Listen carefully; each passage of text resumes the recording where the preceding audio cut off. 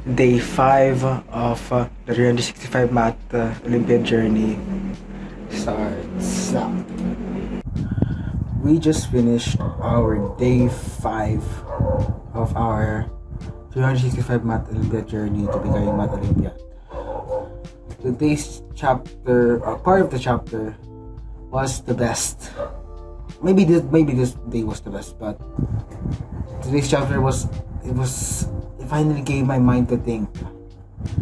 Today's chapters was mostly about examples, because it basically told me about the universal quantifier and the existential quantifier. Crazy names, but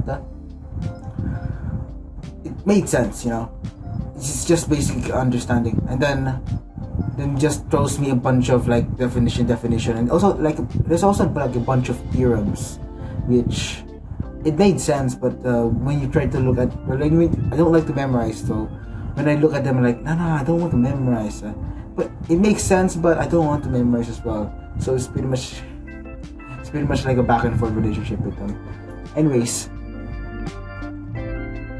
while reading, I finally understand I finally have a cheat code.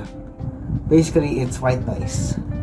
I watched a video about someone self-studying, maybe not self-studying, but someone basically studying. It's one of their go-to exercise. It's one of their go-to methods. It's one of their go-to methods to studying, because it let them focus and do stuff. And that's what I did. Well, what the video said is basically like listen to white noise for 10 minutes.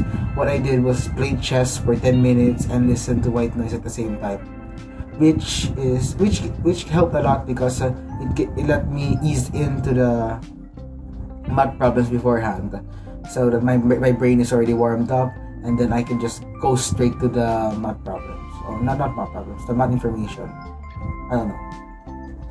And while reading, I was able to observe myself, because I keep thinking of random thoughts of my past and other ideas, and I just really hate myself, like, why you keep thinking of this random idea? So what I did was I went back to the white noise and played the exact same thing for 10 minutes, and in that 10 minutes I was able to focus really hard, and that helped a lot, and that's when I realized, damn, white noise is really that powerful.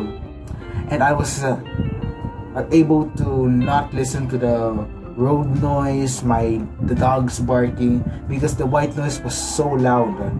It was so loud, I was able to focus on what I'm reading the entire time. I was really confused, like, why? Normally white noise is very loud, right? White noise is very distracting at the same time, but for this specific example, it's not distracting. It's really helpful, and really it just gave me a big push on my reading, and it let me focus the entire day. And at the same time, it also helped my body to regulate, because it's basically saying that there's no problem, it's just something going on with your ears, and that's it. I don't have to listen to the loud road noise, basically just creeping on my back, and feel the just shivers and everything. And at the same time, white noise is not very, for me, I never really like white noise, because while it is also loud, I do agree, but it's not like the main point why I hate white noise.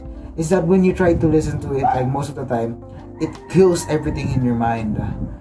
It stops everything, halt. You're not thinking of anything else. So that's when I think that white noise is only beneficial when you're studying, things that you really need to focus. Like right now, studying. I thought back then that you don't really need white noise, because the things you're reading is already difficult enough, that you don't need to have another tool to make you focus more. Turns out you really need another tool that makes you focus more, because it's very hard to focus while your mind is thinking of other things. granted that you can just think of the thing you're reading, but for me it's a really new it's a new way of thinking, like reading the exact same thing over and over again and focusing on the same thing.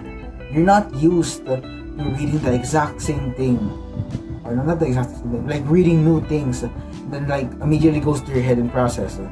You're only going to understand like 50% of what you read, and you have to read it multiple times until you get it to 100%. That's why it's very, very hard to focus. That's why you really need something to make you focus while reading. I even remember before making this channel, I was researching on what's the best PDF reader to help me focus on reading the PDFs that I downloaded. Maybe I did not research, maybe I just used ChatGPT, but it's good enough. Researching, when I was finding a good PDF reader, I came across Foxit PDF reader. I already have Adobe Acrobat, but I wanted to use something more fluent, and maybe like someone with an AI voice and like a reflow mode, which Foxit reader has. And I was surprised by it because I never knew that there's a desktop application that can do that. Actually, Adobe Acrobat for mobile also has it. It's called Liquid Mode, but I really like something that can simplify everything. So I use Foxit PDF readers just for productivity, which makes me focus more and actually gives me a much more better position. While I was reading, I back then I didn't want to read while on my I didn't want to read on my laptop because it gives me like a very bad position, because I don't really like sitting on a chair while reading. I would prefer to have it on a phone or something else. Probably the best idea was a book, but I don't have any money for a book, so it was either phone or that, and I choose this because using a phone was very unreliable. Okay. While reading, it brought to my attention that I don't really retain most of the stuff that I read, because during chapter 2 it also brought up some stuff from chapter 1 that is going to be reused throughout the chapters, and when I see multiple stuff from chapter 1 that I did not understand, maybe I did understand, but I did not really retain it in my head. I kept searching them back to Google, or maybe in the PDF, scrolling up back and forth. I was trying to find the definition, and that really slowed down my progress and made me disappointed myself, because I'm supposed to actually learn it. I'm actually supposed to read it and understand it and make it retain to my head. It's not enough that you read and understand. You really need to apply it to everything. That's why there's exercises in every chapter, and I skipped chapter 1 because I thought it was very tedious, and I was rushing really, really hard.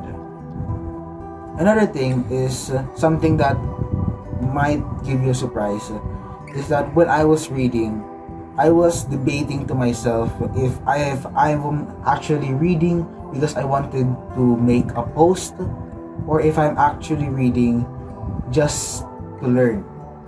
There's two different things here.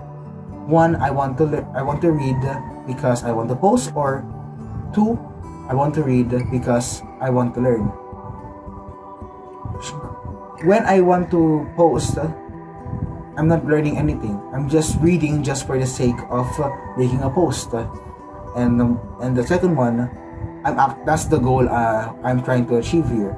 So it made me really frustrated, because what if I don't actually learn anything and you, the viewer, get nothing? Because what I'm trying to do is learn, not to entertain that much.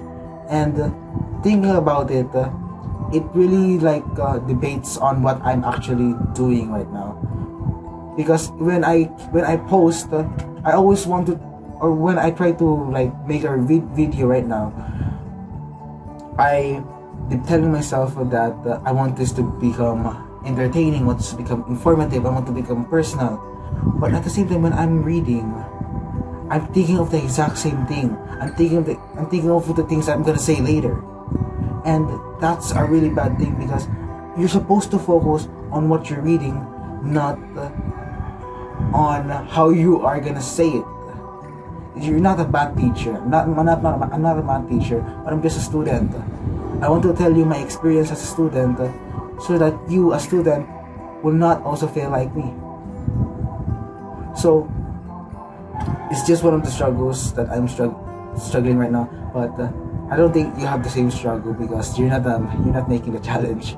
But I just want you to focus on what's important right now.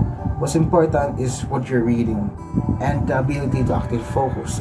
Right now, I'm glad that I'm able to focus, but at the same time, I'm sad because most of the stuff that I read in chapter 1 is almost gone. Like, it's almost gone.